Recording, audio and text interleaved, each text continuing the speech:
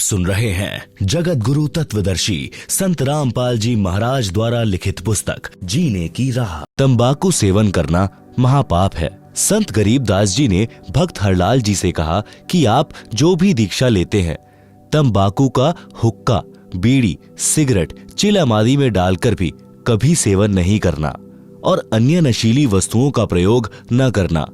भक्त ने कहा कि हे महाराज जी, तंबाकू तो लगभग सब किसान पीते हैं, इसमें क्या हानि है? उत्तर: संत गरीबदास जी ने बताया कि आपने रामायण तथा महाभारत की कथा तो सुनी होगी, उसमें हुक्का सेवन का कहीं वर्णन नहीं है। तंबाकू की उत्पत्ति बताऊं कैसे हुई है? आप सुन रहे हैं जगत गुरु तत्वदर्शी संत रामपाल जी महाराज द्वारा लिखित पुस्तक जीने की राह का पेज नंबर 53। तंबाकू की उत्पत्ति कथा। एक ऋषि तथा एक राजा साढ़ू थे। एक दिन राजा की रानी ने अपनी बहन ऋषि की पत्नी के पास संदेश भेजा कि पूरा परिवार हमारे घर भोजन के लिए आए, मैं आपसे मिलना भी चाहती हूँ, बहुत याद आ रही है। अपनी बहन का संदेश ऋषि की पत्नी ने अपने पति से साझा किया तो ऋषि जी ने कहा कि साढ़ू से दोस्ती अच्छी नहीं होती, तेरी बहन वैभव का जीवन जी रही है। राजा को धन तथा राज्य की शक्ति का अहंकार होता है, वे अपनी बेइज्जती करने को बुला रहे हैं, क्योंकि फिर हमें भी कहना पड़ेगा कि आप भी हमारे घर भोजन के लिए आना। हम उन जैसी भोजन व्यवस्था जंगल में नहीं कर पाएंगे। यह सब साढ़ू जी का षड्यंत्र है। आपके सामने अपने को महान तथा मुझे गरीब सिद्ध करना चाहता है। आप यह विचार त्याग दें, हमारे न जाने में हित है। परंतु ऋषि की पत्नी नहीं मानी। ऋषि तथा पत्नी व परिवार राजा का मेहमान बनकर चला गया। रानी ने बहुमूल्य आभूषण पहने थे, बहुमूल्य वस्त्र पहने हुए थे।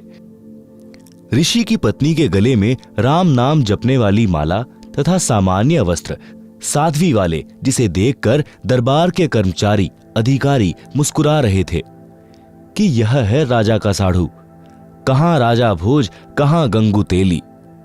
यह चर्चा ऋषि परिवार सुन रहा था। भोजन करने के पश्चात ऋषि की पत्नी ने कहा कि आप हमारे यहां भी इस दिन भोजन करने आइएगा।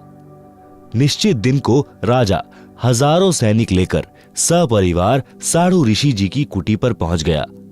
ऋषि जी ने स्वर्गलोक के राजा इंद्र से निवेदन करके एक कामधेनु यानी सर्व कामना यानी इच्छा पूर्ति करने वाली गाय, जिसकी उपस्थिति में खाने को किसी पदार्थ की कामना करने से मिल जाता है, यह पौराणिक मान्यता है, मांगी। उसके बदले में ऋषि जी ने अपने पुण्य कर्म संकल्प किए थे। इंद्रदेव ने एक कामधेनु तथा एक लंबा चौड़ा तंबू यानी टेंट भेजा और कुछ सेवादार भी भेजे। टेंट के अंदर गाय को छोड़ दिया। ऋषि परिवार ने गौ माता की आरती उतारी, अपनी मनोकामना बताई। उसी समय 56 प्रकार के भोग चांदी की परातों, टोकनियों, कड़ाहों में स्वर्ग से आए और टेंट में रखे जाने लगे। लड्डू, जलेबी, कचौरी, दही बड़े, हलवा, खीर, दाल, रोटी यानी मांडे तथा पूरी, बूंदी, बर्फी, रसगुल्ले आदि आदि से आधा एकड़ का टेंट भर गया। ऋषि जी ने राजा से कहा कि भोजन जीमो। राजा ने बेइज्जती करने के लिए कहा कि मेरी सेना भी साथ में भोजन खाएगी, घोड़ों को भी चारा खिलाना है। ऋषि जी ने कहा कि प्रभु कृपा से सब व्यवस्था हो जाएगी, पहले आप तथा सेना भोजन करें। राजा उठकर भोजन करने वाले स्थान पर गया। वहां भी सुंदर कपड़े बिछे थे। राजा देखकर आश्चर्यचकित रह गया। फिर चांदी की थालियों में भिन्न भिन्न प्रकार के भोजन ला लाकर सेवादार रखने लगे। अन्नदेव की स्तुति करके ऋषि जी ने भोजन करने की प्रार्थना की। राजा ने देखा कि इसके सामने तो मेरा भोजन भंडारा कुछ भी नहीं था।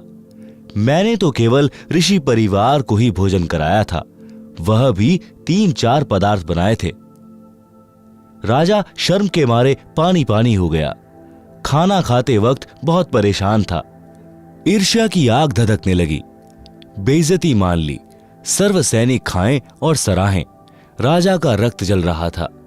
अपने टेंट में जाकर ऋषि को बुलाया और पूछा कि यह भोजन जंगल में कैसे बनाया। न कोई कढ़ाई चल रही है, न कोई चूल्हा जल रहा है। ऋषि जी ने बताया कि मैंने अपने पुण्य तथा भक्ति के बदले स्वर्ग से एक गाय उधारी मांगी है। उस गाय में विशेषता है कि हम जितना भोजन चाहें तुरंत उपलब्ध करा देती है। राजा ने कहा कि मेरे सामने उपलब्ध कराओ तो मुझे विश्वास हो। ऋषि तथा राजा टेंट के द्वार पर खड़े हो गए। अंदर केवल गाय खड़ी थी। द्वार की ओर मुख था। टेंट खाली था क्योंकि सबने भोजन खा लिया था। शेष बचा सामान तथा सेवक ले जा चुके थे। गाय को ऋषि जी की अनुमति का इंतजार था।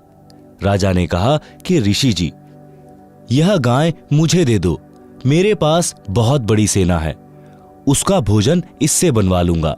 तेरे किस काम की है? ऋषि ने कहा, राजन, मैंने यह गौ माता उधारी ले रखी है, स्वर्ग से मंगवाई है। मैं इसका मालिक नहीं हूं, मैं आपको नहीं दे सकता। राजा ने दूर खड़े सैनिकों से कहा कि इस गाय को ले चलो। ऋषि ने देखा कि साढ़ू की नीयत में खोट आ गया है। उसी समय ऋषि जी ने गौ माता से कहा कि गौ माता, आप अपने लोक, अपने धनी स्वर्गराज इंद्र के पास शीघ्र लौट जाएं। उसी समय कामधेनु टेंट को फाड़कर सीधी ऊपर को उड़ चली। राजा ने गाय को गिराने के लिए गाय के पैर में तीर मारा। गाय के पैर से खून बहने लगा और पृथ्वी पर गिरने लगा। गाय घायल अवस्था में स्वर्ग में चली गई। जहां जहां गाय का रक्त गिरा था वहीं वहीं तंबाकू उग गया। फिर बीज बनकर अनेकों पौधे बनने लगे। संत गरीबदास जी ने कहा है कि तमा प्लस खू यानी तमाखू, खू नाम खून का, तमा नाम गाय, 100 बार सौगंध इसे न पिए खाएं। आप सुन रहे हैं जगत गुरु तत्वदर्शी संत रामपाल जी महाराज द्वारा लिखित पुस्तक जीने की राह का पेज नंबर 54। भावार्थ। भावार्थ है कि फारसी भाषा में तमा गाय को कहते हैं, खू खून यानी रक्त को कहते हैं। यह तमाकू गाय के रक्त से उपजा है। इसके ऊपर गाय के बाल जैसे रूंग यानी रोम जैसे होते हैं। हे मानव, तेरे को 100 बार सौगंध है कि इस तमाकू का सेवन किसी रूप में भी मत कर। तमाकू का सेवन गाय का खून पीने के समान पाप लगता है। मुसलमान धर्म के व्यक्तियों को हिंदुओं से पता चला कि तमाकू की उत्पत्ति ऐसे हुई है। उन्होंने गाय का खून समझकर खाना तथा हुक्के में पीना शुरू कर दिया, क्योंकि गलत ज्ञान के आधार से मुसलमान भाई गाय के मांस को खाना धर्म का प्रसाद मानते हैं। वास्तव में हजरत मोहम्मद, जो मुसलमान धर्म के प्रवर्तक माने जाते हैं, उन्होंने कभी भी जीव का मांस नहीं खाया था। गरीबदास जी कहते हैं, नबी मुहम्मद नमस्कार है, राम रसूल कहाया, 1,80,000 को सौगंध जिन नहीं करद चलाया। अर्श कुर्श पर अल्लाह तख्त है, खालिक बिन नहीं खाली। वह पैगंबर पाक पुरुष थे, साहिब के अब्दाली। आप सुन रहे हैं जगत गुरु तत्वदर्शी संत रामपाल जी महाराज द्वारा लिखित पुस्तक जीने की राह का पेज नंबर 55। भावार्थ। नबी मोहम्मद तो आदरणीय महापुरुष थे, जो परमात्मा के संदेशवाहक थे। ऐसे ऐसे 1,80,000 पैगंबर मुसलमान धर्म में यानी बाबा आदम से लेकर मोहम्मद तक माने गए हैं। वे सब पाक यानी पवित्र व्यक्ति थे, जिन्होंने कभी किसी पशु पक्षी पर करद यानी तलवार नहीं चलाई। वे तो परमात्मा से डरने वाले थे, परमात्मा के कृपा पात्र थे। बाद में कुछ मुल्ला काजियों ने मांस खाने की परंपरा शुरू कर दी, जो आगे चलकर धार्मिकता का अपवाद यानी बिगड़ा रूप बन गई। उसी आधार से सर्व मुसलमान भाई पाप को खा रहे हैं। फिर भ्रमित मुसलमानों ने तंबाकू का सेवन यानी खाना हुक्का बनाकर पीना प्रारंभ कर दिया। भोले हिंदू धर्म के व्यक्तियों ने उनकी चाल नहीं समझी। उनके कहने से तंबाकू का सेवन जोर शोर से शुरू कर दिया। वर्तमान में तो यह पंचायत का प्याला बन गया है, जो भारी भूल है, अज्ञानता का पर्दा है। इसे भूल कर भी सेवन नहीं करना चाहिए। संत गरीबदास जी ने फिर बताया है कि हे भक्त हरलाल जी, और सुन तमाकू के सेवन के पाप। पर द्वारा स्त्री का खोले, 70 जन्म अंधा हो डोले। मदिरा पीवे कड़वा पानी, 70 जन्म श्वान के जानी। मांस आहारी मानवा, प्रत्यक्ष राक्षस जान। मुख देखो न तास का, वो फिरे 84 खान। सुरापान मधमासाहारी, गमन करे भोगे पर नारी। 70 जन्म कटत हैं शीश, साक्षी साहिब है जगदीश। 100 नारी जारी करे, सुरापान 100 बार। एक चिलम हुक्का भरे, डूबे काली धार। हुक्का हरदम पीवते, लाल मिलावे धूर। इसमें संशय है नहीं, जन्म पीछले सूर। उपरोक्त वाणियों का भावार्थ। वाणी संख्या 1 में कहा है कि जो व्यक्ति अन्य स्त्री से अवैध संबंध बनाता है, उस पाप के कारण वह 70 जन्म अंधे के प्राप्त करता है। अंधा गधा गधी, अंधा बैल, अंधा मनुष्य या अंधी स्त्री के लगातार 70 जन्मों में कष्ट भोगता है। वाणी संख्या 2। कड़वी शराब रूपी पानी जो पीता है, वह उस पाप के कारण 70 जन्म तक कुत्ते के जन्म प्राप्त करके कष्ट उठाता है। गंदी नालियों का पानी पीता है। रोटी न मिलने पर गुह यानी टट्टी खाता है। वाणी संख्या 3। जो व्यक्ति मांस खाते हैं, वे तो स्पष्ट राक्षस हैं। उनका तो मुख भी नहीं देखना चाहिए, यानी उनके साथ रहने से अन्य भी मांस खाने का आदी हो सकता है, इसलिए उनसे बचें। वह तो 84 लाख योनियों में भटकेगा। वाणी संख्या 4-5। सुरा यानी शराब पीने वाले तथा पर स्त्री को भोगने वाले, मांस खाने वालों को अन्य पाप कर्म भी भोगना होता है। उनके 70 जन्म तक मानव या बकरा बकरी, भैंस या मुर्गे आदि के जीवनों में सिर कटते हैं। इस बात को मैं परमात्मा को साक्षी रखकर कह रहा हूं, सत्य मानना।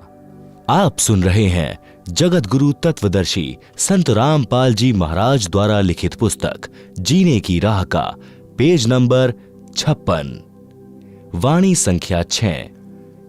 एक चिलम भरकर हुक्का पीने वाले को देने से भरने वाले को जो पाप लगता है, वह सुनो। एक बार पर स्त्री गमन करने वाला, एक बार शराब पीने वाला, एक बार मांस खाने वाला पाप के कारण उपरोक्त कष्ट भोगता है। 100 स्त्रियों से भोग करे और 100 बार शराब पिए, उसे जो पाप लगता है, वह पाप एक चिलम भरकर हुक्का पीने वाले को देने वाले को लगता है। विचार करो, तंबाकू सेवन यानी हुक्के में, बीड़ी सिगरेट में पीने वाले, खाने वाले, करने वाले को कितना पाप लगेगा। इसलिए उपरोक्त सर्व पदार्थों का सेवन कभी न करो। वाणी संख्या 7। समाज के व्यक्तियों को देखकर कुछ व्यक्ति हुक्का या अन्य नशीली वस्तुएं सेवन करने लग जाते हैं। यदि सत्संग सुनकर बुराई त्याग देते हैं, तो वे जीव पिछले जन्म में भी मनुष्य थे।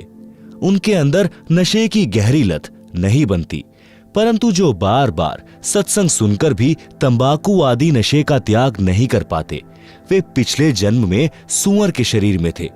सूअर के शरीर में बदबू यानी बैड स्मेल सूंघने से तंबाकू की बदबू पीने सूंघने की गहरी आदत होती है। वे शीघ्र हुक्का व अन्य नशा नहीं त्याग पाते। वे अपने अनमोल मानव शरीर रूपी लाल को मिट्टी में मिला रहे हैं। उनको अधिक सत्संग सुनने की राय दी जाती है। निराश न हो, सच्चे मन से परमात्मा कबीर जी से नशा छुड़वाने की पुकार प्रार्थना करने से सब नशा छूट जाता है।